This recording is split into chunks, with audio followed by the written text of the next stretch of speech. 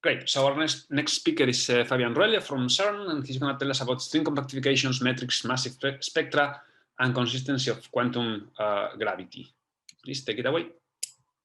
All right. Thank you very much, Diego. And thanks to the organizers for giving me the opportunity to present my work here. I will also, like the previous speakers, I will try to do my best to sort of give this type of colloquium style talk where I try to cater to the broad audience. But please feel free to interrupt me at any point if you have questions. The things I want to talk about are mainly based on this paper I published with Anthony beginning of the year, but I will also touch on a few things that we did end of last year. And if you're interested in machine learning and these types of things, I want to recommend this physics report, which appeared in 2020, which summarizes sort of things that have been done and provides an introduction to machine learning, as well as a bi-weekly seminar series we are running and if you're interested, you can visit physicsmeetsml.org and see the talks and upcoming as well as past talks with slides and videos. Good. So let me start with a motivating question. So here's the thing you might ask. Does string theory describe the universe we live in? And we just heard talk by Andre and previously by Andre and Challenger, and I expect more talks next week on trying to answer this question. And this is what is known as the landscape of string vacuum or string solutions. You might ask a related or maybe something like a converse question. Are there phenomena that always appear or that never appear in string theory, or even any quantum theory of gravity? And that's what's known as the Swampland program. And Songju nicely summarized this morning. And I expect more talks on this as the conference proceeds. So let me start with a one-slide summary of what string theory is for me. So string theory for me is a combination or framework to describe a general relativity and quantum field theory. So Yang-Mills theory and Einstein's theory of general relativity. And the initial postulate sounds rather innocent. So you just take a particle and you replace it by 1D extended object, so a string. But the consequences are very, very deep. So for example, just by doing this critical string theory, superstring theory, I should say, requires 10 space-time dimensions. And since we only observe 4, we assume that 6 of these 10 are small, because if you don't assume this, the answer to the first question would be no, because we live in 4 dimensions and not 10. But this would, of course, be a little bit too fast. And there's nothing wrong with having extra small dimensions. This has been a possibility that has been explored for a very long time now. There are many other consistency conditions that string theory imposes beyond living in 10 dimensions. And another very interesting or very strong one is that the metric of these extra 6 dimensions here has to be a Ricci-flat metric. And this is where Calabi-Yau manifolds enter the game. Good. So Calabi-Yau manifolds come with a set of parameters, which are called moduli or webs of scalar fields, if you think in the physics language. And they specify the shape and the volume of the Calabi-Yau. So for the purpose of this talk, we have these two things. We have the Calabi-Yau, which is physical, it's space-time, so it's all around us. If you look out the window, everywhere there are these extra 6 dimensions. And then there is the moduli or the parameter space, which changes this Calabi-Yau. This is not physical. This is sort of the vacuum manifold of the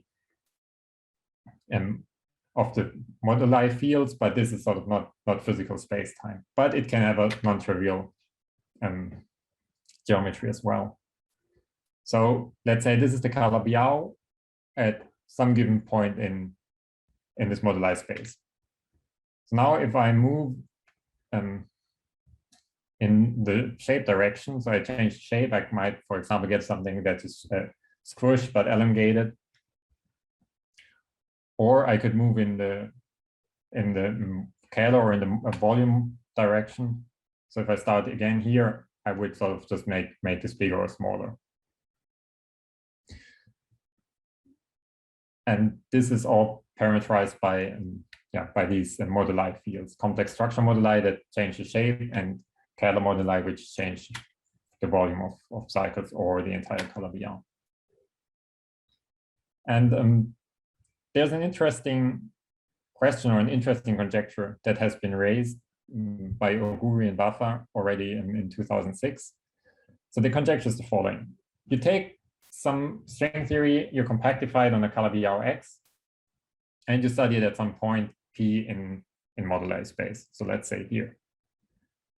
And now you move in moduli space, so you deform the Calabi-Yau, you move to some other point P2 here. And the statement of this conjecture then is that as you move along this trajectory in moduli space, if you look at the shortest path that connects these 2 points, so the geodesic distance between these 2 points, then if you do this motion, no matter where you start and no matter where you end, strings become light. So you have particles and they become lighter and lighter, and their mass sort of scales exponentially with the geodesic distance that you move in scalar moduli space in a suitable normalization. Furthermore, this statement says that the coefficient here with which these particles become light is order 1. So if you change the VEF, the vacuum expectation value of your modulus field by 1 Planck unit, then an e-fold, so the massive tower of states is coming down 1 e-fold. This is the statement of the conjecture. And Songju gave a talk on precisely this morning. So of course you can conjecture whatever you want, but let me give a very rough intuition for what's going on. So let's just look at the torus and consider strings that wrap the A cycle or the B cycle, and these have a momentum, and these strings also have a tension. So if you stretch them more, so if you need to pump in more energy. So now if you deform this torus to something like this, this state sort of now can move in this perpendicular direction along the torus, but it has just become larger, so the Kaluza-Klein energy scale is going down. So this leads to such strings becoming light. On the other hand, the winding string here that goes around here has become larger, and since it has a tension, this costs energy, so this has become heavier. So in some sense, if you go from this torus to this torus, the blue states become light, and if you go from this torus here to the original torus, the red strings become light. So, and then the question of the Swampland distance conjecture is sort of, is this always happening? Good. So here's the outline of my talk. We want to check this statement. We want to check it for a very specific Calabi-Yau. We take the simplest one there is, that's the Corintic. And we want to get a plot like this. We want to compute massive string excitations, and we want to compute the geodesic distance in moduli space. And then we want to see whether we get this line with the slope alpha and whether alpha is of order 1. So the outline of my talk is precisely this. In the next 10 minutes, I will explain how to compute the y-axis. Then I will spend 10 minutes explaining how to compute the x-axis. And then I will show the result that we get for the curve. So let's start with how we compute massive string spectra. So if you want to look at the Kaluza-Klein modes, so this is a rough schematic thing that's happening. So you can look at a scalar, the 10D Klein-Gordon equation, massive Klein-Gordon equation. So you have sort of the Laplacian acting on phi is 0, where the Laplacian sort of contains the metric and 2 derivatives. So now you decompose this into a 4D Laplacian and a 6D D'Alembert. You also decompose the scalar field into a 4D and a 6D field, and you decompose the metric into a 4D and a 6D metric. Now you look at the eigenfunctions of the 6D D'Alembert here. So box phi equals lambda phi.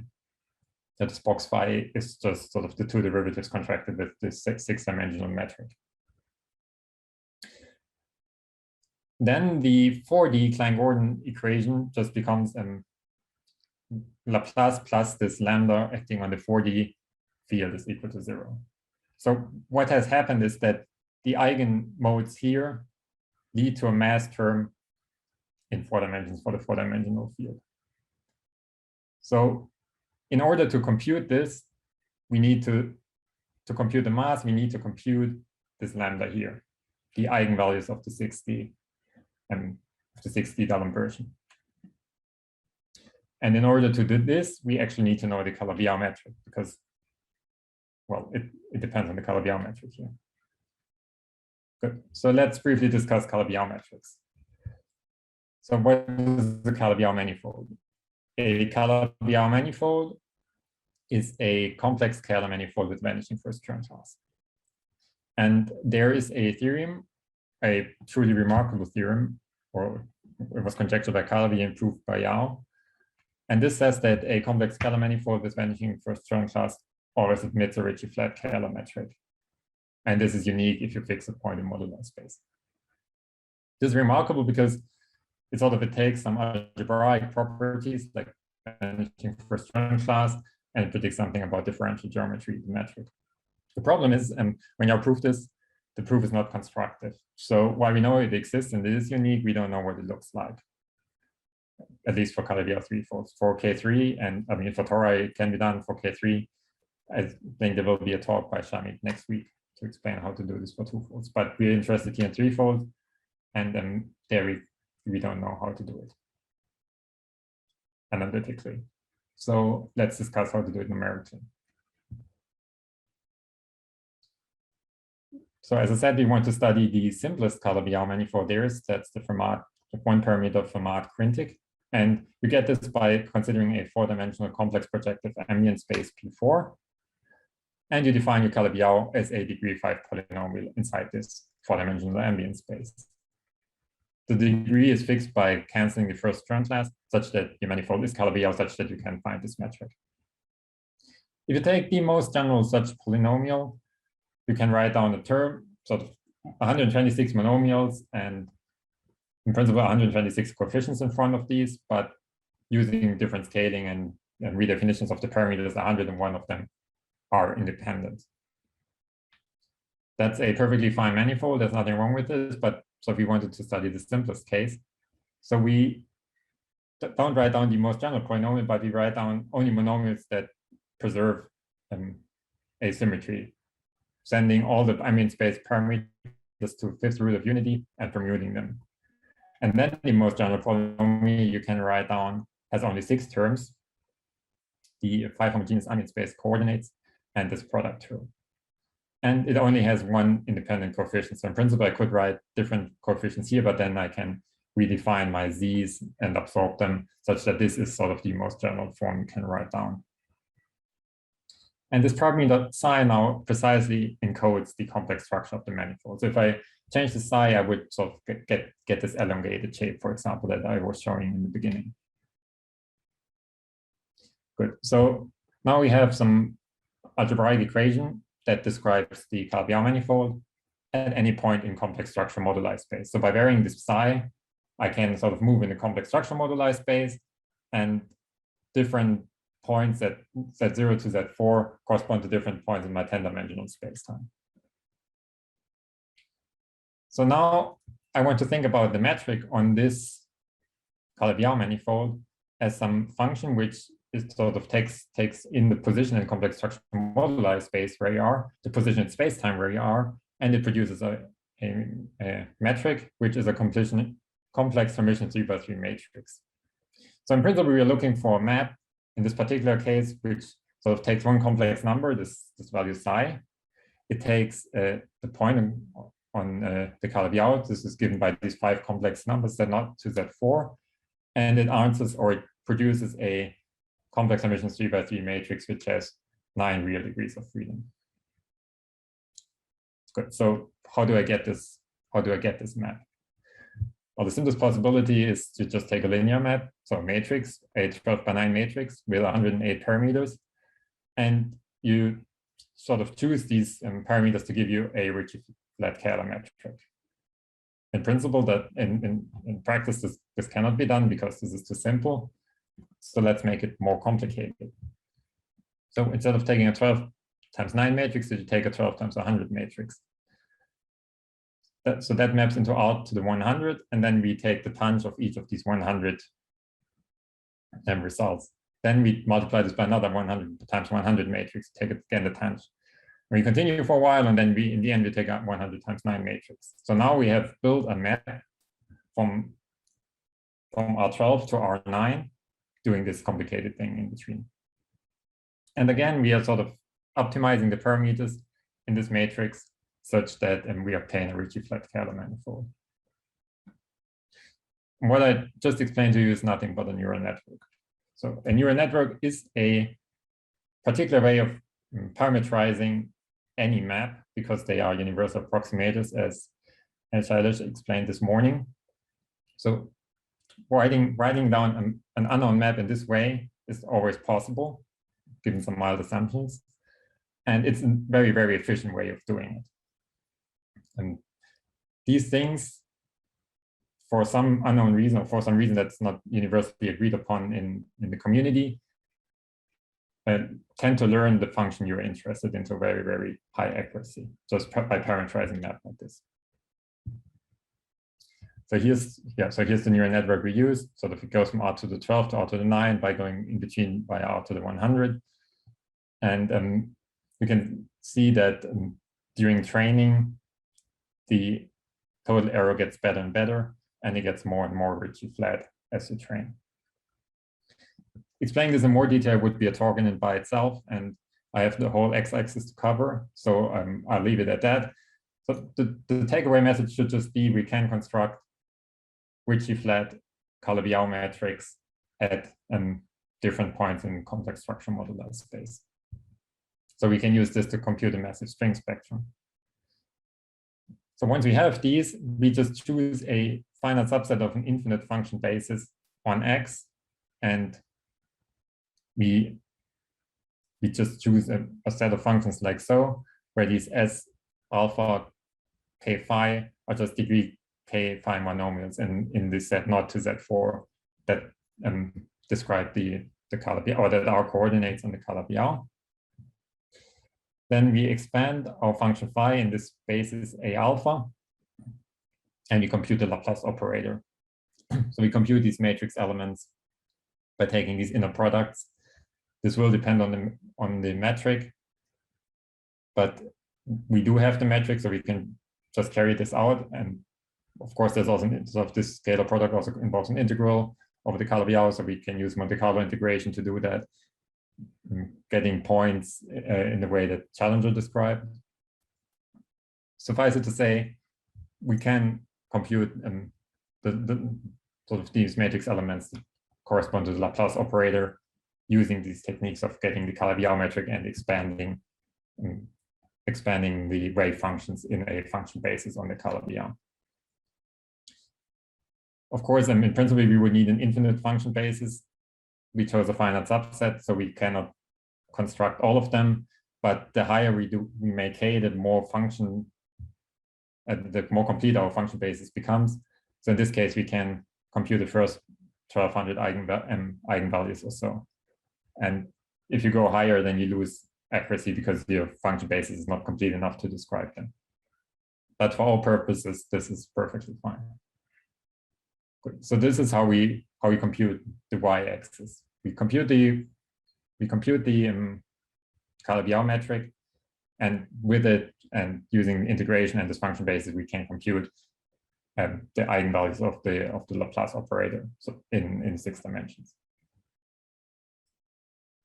Good.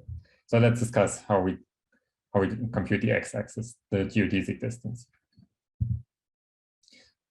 Yeah, so a geodesic just gives you the shortest distance, so it's the shortest curve between 2 points on a curve or in any manifold. And you find these by solving the geodesics equation, which is a differential equation of second order.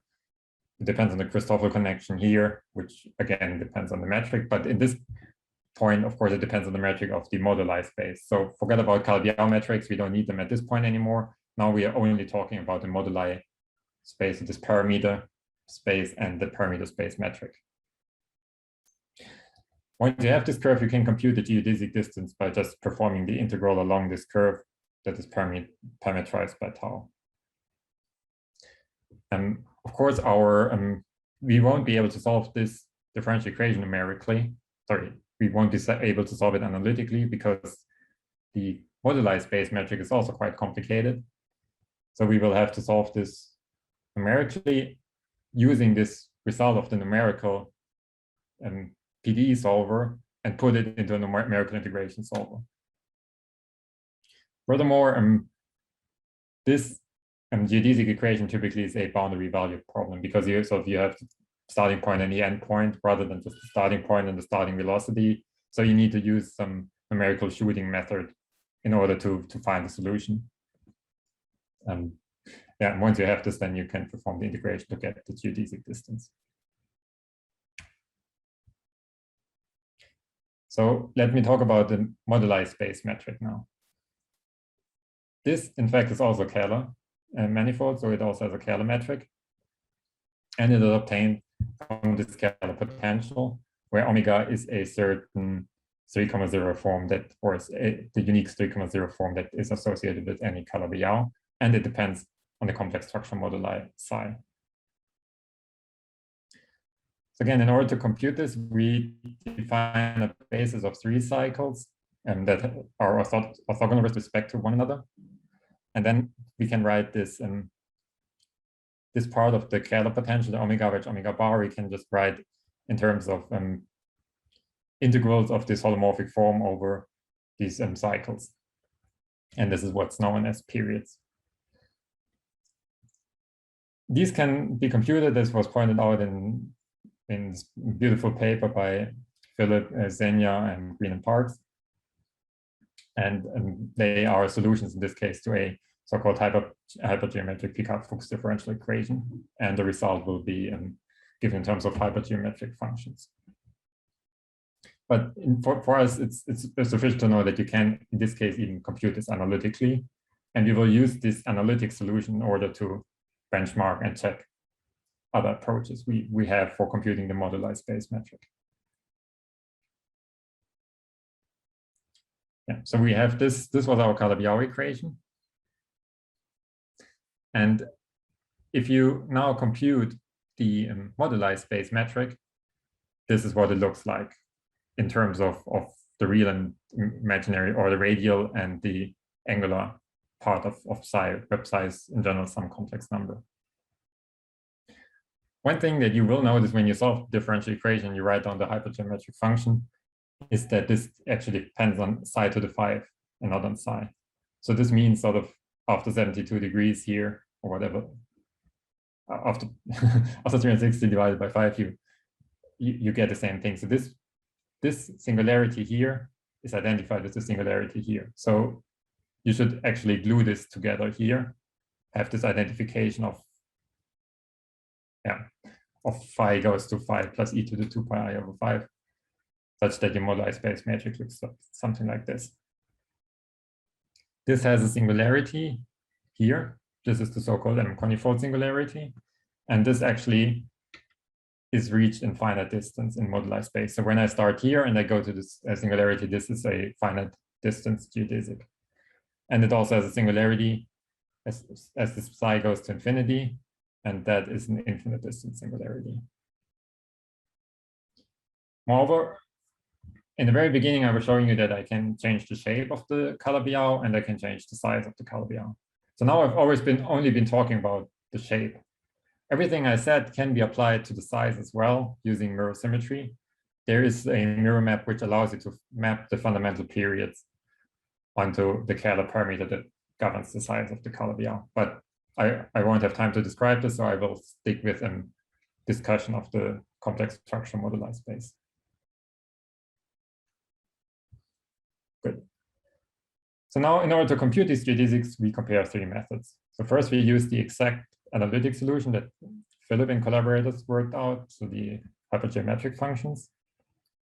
Then we will use the large volume approximation, which essentially truncates the hypergeometric series expansion after the first term. And thirdly, in case Philip hadn't written down the solution, nobody else would have figured it out. We look at computing these metrics completely numerically, following a procedure outlined by Calabi-Yau in '91. So what they did is they just took the holomorphic 3 form and they varied. So you look at sort of a nearby point in complex structure moduli space, and then you expand it like this. Then you construct the basis of not necessarily holomorphic 3 forms that live in, because this derivative can sort of put you in a 3-0 form or in a 2-1 form. And you construct the basis of these vectors epsilon I. And once you have this, you can now look at the inner product of these epsilon I that live in the tangent space of the complex structure moduli space to construct the metric. And then the expression looks like this. So once you've constructed, so if you can construct this holomorphic 0 form, this is known how to construct. You choose a basis for these epsilons, and then you need to perform this numeric integration, which we have already done at other places in order to get the Calabi-Yau metric. So doing this, you can compute this inner product, and from this you can read off the Weil-Petersen or the complex structure moduli space metric. Of course, you're doing this for fixed psi. So in the end, you get again a bunch of points for each psi. You get the moduli space metric at that point. So what we need to do is we need to compute this at several different points. If you wish, we take several different psi's in here, and then we interpolate in order to reconstruct this function.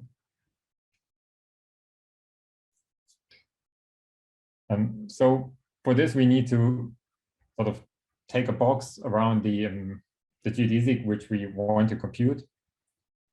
And then you can either sort of just fit a polynomial through all these points in order to reproduce this, the shape, or you can use splines, or you can use a neural network as we did for the model for the Calabi-Yau metric, or you can use symbolic regression.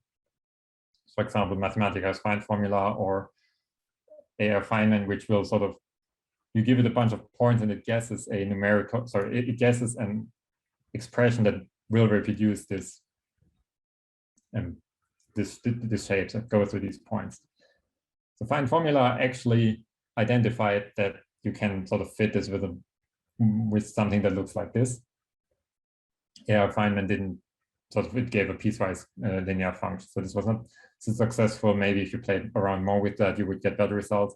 But in this case, sort of this already told you sort of the lowest 2 terms in the expansion of the hypergeometric function. Of course, if you know that you are solving a Picard-Fuchs system, which is hypergeometric, you might even just write down this type of ansatz.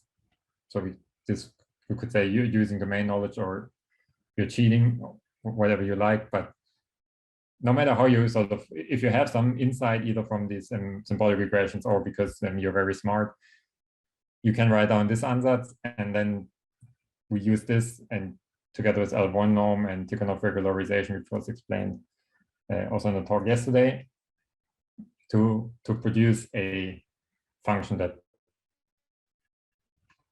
looks like this. Now we can compute different geodesics. So as it turns out, if you start sort of at the argument of this complex value psi, if this is 0, you're just sort of following along the radial direction. And the geodesics in just along the complex phase, this sort of just, this doesn't directly follow along just the phase direction, but it sort of, it wants to dip down a little bit in the radius and then come back up. And yeah, so, and here you can also see this is also not a straight line, but some non-trivial curvature in this space of psi. Here I've shown comparisons between doing the exact hypergeometric function, doing the large volume approximation, and doing this numerical procedure that I just described. And sort of the two of the large volume and or the large complex structure and the exact solutions are on top of each other, so you cannot really distinguish them, maybe here a little bit. And the other ones are the numerical ones, so you don't get perfect agreement, but it still fits very nicely. And so the same you can see here for computing the geodesic distance from for different start and end points. Good. So now we have the x-axis. Now we can compute geodesic distances for different values of psi. So now we can put it together. We take our metric at different points in complex structure moduli space. We compute the geodesic distance between two such points. We compute the spectrum at both points, and we can compare how the spectrum evolves. That's the idea. And this brings me to my results. So what you can see here is varying the value of psi from 1 to 1,000, and computing then at different values of psi, we compute the spectra, and then we interpolate again between the different points. So the first thing to note is that the spectrum is degenerate. So we have 1 0 eigenvalue here of the 60 Laplacian, and this precisely corresponds to the modulus field psi. Then we have this thing here. This has degeneracy 20. So this one curve are actually 20 eigenvalues which exactly follow the same path. This here is degeneracy 4. So these are 4 different eigenvalues that are all on top of each other and so on. And this degeneracy is expected because, as I said, we are looking at a symmetric Calabi-Yau. We are dividing out this target space symmetry, and this sort of leads to collapse in the spectrum. So this is to be expected. One thing that when we produced this plot and I first saw this, I was sort of surprised to see this level crossing here. This is not a contradiction, but it's a bit curious. So there are no crossing theorems in quantum mechanics, but this sort of happens at codimension 1 in the complex structure moduli space, so that's fine. Also, there are eigenvalue repulsion theorems from random matrix theory, which tells you if you have two emission matrices and a homotopy between these two, then the eigenvalues don't cross, so that they come close and then they drift apart again. Of course, the Laplace operator is a Hermitian operator, but it's not a random matrix, and the complex structure dependence might not just give you a simple homotopy. But if you just sort of were naively thinking, okay, I have a matrix here, which is a Hermitian matrix there, that's a Hermitian, this is at psi equals 1, this is at psi equals 0, this is at psi equals 100. I could write down this homotopy, and then you wouldn't have expected this level crossing. And even more curiously, we see that the states that sort of some states become heavier as I make psi larger. So for example, the red one, the purple one, and the orange one, and others become lighter, the green one, the brown one, and the magenta one. And we find that those that have a small degeneracy become lighter, and that those that have a large degeneracy become heavier. And I would be very, very curious if anyone could point me to any literature or discussion or anything where we could sort of know or could have predicted this, or that can establish this relation. I would be extremely curious, because computing of getting a plot like this is impossible, or at least for me, I wouldn't know how to get this at all without doing all this mathematical and numerical exercise that I just went through. By computing these degeneracies is very, very simple. You just put it on Geb and it just becomes a question of discrete group theory. So this is very simple. So if I could have predicted that there are crossings here, and just from this group theory data, this would be extremely interesting. So now we took just the two lowest lying, the green one and the orange one, and we convert the value of psi into the geodesic distance. So this distance between psi equals 1 and psi equals 1,000 corresponds to 1.2 Planck units. And we find, so in the log lambda geodesic distance plot, we find this linear behavior. We can fit a curve through it, and from this read off the dependence between the mass. So remember, lambda was like m squared, so we can read off the mass and this coefficient alpha, which was conjectured to be order 1, and indeed it's 0.45 in this case. So this is a numerical check of the Swampland distance conjecture. And the value we found here from all these numerical exercises is very close to the conjectured lower bound that alpha could ever have, which is 1 over square root of 6. So we found this also very interesting. However, there's also another interesting effect. Sort of, if you look here, you see that initially the orange state is the lightest state here, and then at some point the green state becomes the lightest state. So you can move something like 0.3 Planck units, and no tau of state has become light. So one has become lighter, one has become heavier, but so if your theory is not invalidated by moving a certain distance, because until this thing came really down an e-fold below what your previously lightest state was, you can sort of gain some extra mileage. And this might be important for phenomenology or model building considerations. So my time is up, so let me conclude. We numerically verified the Swampland distance conjecture for the Calabi-Yau manifold. And this project had 2 parts to it: computing the massive spectrum and computing moduli space metrics and distances. We can use a neural network to approximate the Calabi-Yau metric, and then use Monte Carlo integration to compute the massive string spectrum. For the geodesic distance, we can compute and use periods and mirror symmetry, or we can use numerical methods and Monte Carlo integration and interpolation, and then find the geodesic equation, or the geodesics solving a partial differential, solving differential equation that is the geodesics equation. And once we have this, we can produce a plot like this, fit the masses to the geodesic distance, read off this alpha, and find this exponential tau of state becoming light. And surprisingly, we observe this level crossing and the dependence on whether the states become heavier or lighter on the degeneracy or on the irreducible representations of the symmetry group in our space-time. That's all I wanted to say. Thank you very much. Thanks a lot, Fabian, for the nice talk. So we have some time for questions.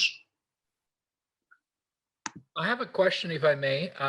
Again, it's a very simple physics question. This is George. Fabian, that was a great talk. But I just want to understand 2 things. The scale in front of the exponent, and sort of the reason, if you have a good reason from your experience with this calculation, for the exponent, and in particular for the order 1 coefficient in front of the geodesic distance of the exponent. Yeah, so thank you for the question. So to the best of my knowledge, this conjecture that it's bounded from below by 1 over square root of 6 is just based on examples. So they just looked at different examples, and they found that 1 over square root of 6 is the lowest value that's been taken in the examples considered. I personally did not have an expectation why it should be order 1, other than saying it maybe invoking naturalness or something. So for me, this was really, I went in there completely blind with no expectation. This alpha could have come out to be 1,000,000 or 10 to the minus 500. I didn't have any expectation whatsoever. I really just wanted to check this, and it came out to be this 0.4. So you can make a slightly different argument, and this has been done in a paper by Clem and the student and Ralph Blumhagen and the student. So you can, I didn't cite them here, but the citations in the paper. You can compute this, not necessarily along a geodesic, but just sort of the distance. And then if you do that, you can infer what the exponent would be if you make an assumption that the KK mass scales like the volume, doing this in the Kähler moduli space rather than the complex structure, and then you obtain a value in the Kähler moduli space. You obtain a value which is also of this order. So this is I think they found 2 over square root of 3, which is 0.7 or so. So then you would expect in the Kähler moduli space, when you canonically normalize your field such that the Einstein-Hilbert, you go to string frame, sorry, the Einstein frame such that the coefficient of the *1 term in the action is 1, which tells you what the Planck mass is. Then in terms of this set Planck mass, the exponent in the Kähler space was expected to be this 0.7 or something. So this is purely geometric, or it's sort of, you can understand it from the point of view of the effective action in the Einstein frame. Yes. Okay. And the prefactor is always of order 1, the prefactor in front of exponent, because essentially just the Planck scale sets the scale, right? From this point. I mean, this one is sort of, this just depends on where you start. So we started at, yeah, we started cycles 1. Of course, if you start later, then this value is smaller. Well, this is interesting, right? Because you're somehow telling me that there is an effective field theory understanding of this, provided one takes into account, proper normalization of the effective field theory, and also the sort of effective geometry of the moduli space. Yes. Okay, thank you. Since there is another question, can I ask a question? I think Sven was. Sven, yeah, okay. Sven is first. Yeah, hi. So quick question on the effect that fluxes would have on this statement, because this obviously would couple to the KK modes. And so is there any estimate that you can make in the sense of, what's happening, whether this behavior still persists, or will fluxes completely spoil this picture? Yeah, it's an interesting question. So I've been talking about geometric moduli only. Of course, I mean, string theory, typically you turn on fluxes in the extra dimensions. You have a bundle moduli space, which adds another perpendicular direction to this whole thing. I can't, so from this, I cannot make any statement. We have just looked at the geometric moduli. Maybe if you went to an F3 dual where the flux is geometrized, so not G4 flux, but sort of where the effect of the flux, let's say in the heterotic model, was mapped into the geometry, you could try to answer these questions. No, I think you can do this already on the G3 flux basis, and say if you talk about type 2b, and so that's where the question is leading in some senses. Why, like you can check these things, I guess, on the conifold or deformed conifold, and when Liam and company were doing these things. So that's why I was curious. No, sure, you can incorporate this. I just wanted to say, if you want to stay with just the geometric moduli that I was just talking about, in F3, these would also be mapped into a complex structure moduli space. Yeah. Then you could use this method. So of course, you could turn on flux, but in general, when you turn on flux, you need to worry about the back reaction. Your space is not even Calabi-Yau anymore.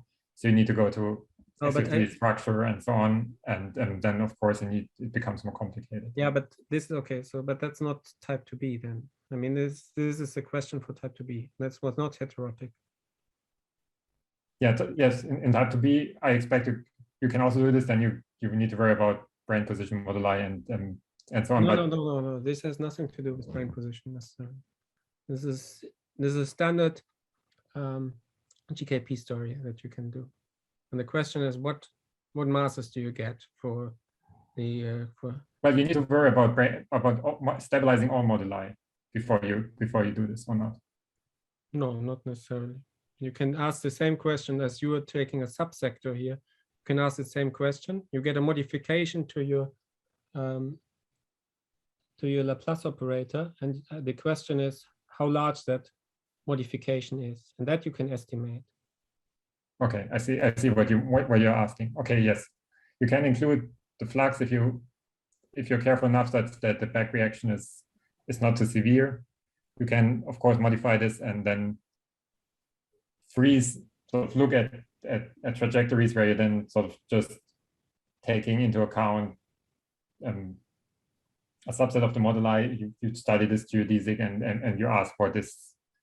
Yeah. How is this exponent changing? Yes, you can do that. Well, whether that behavior still persists, I mean, that's not clear. Yeah, I don't know. Okay. Thanks. Andre had a question.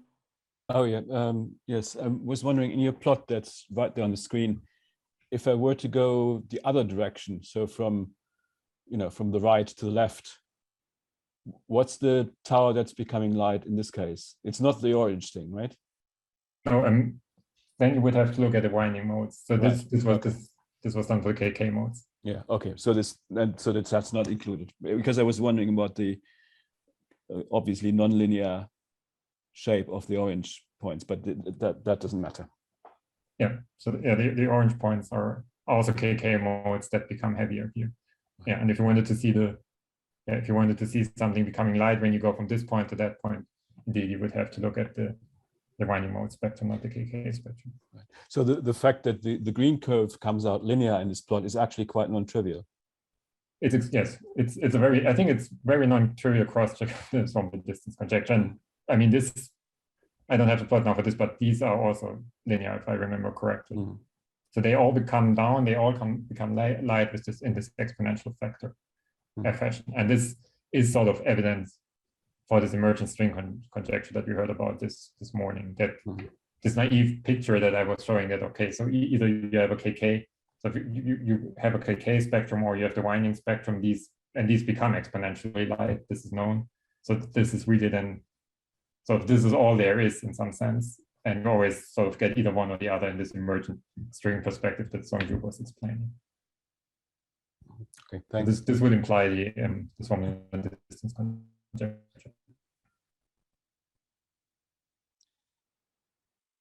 All right, so let's thank Fabian again for his great talk.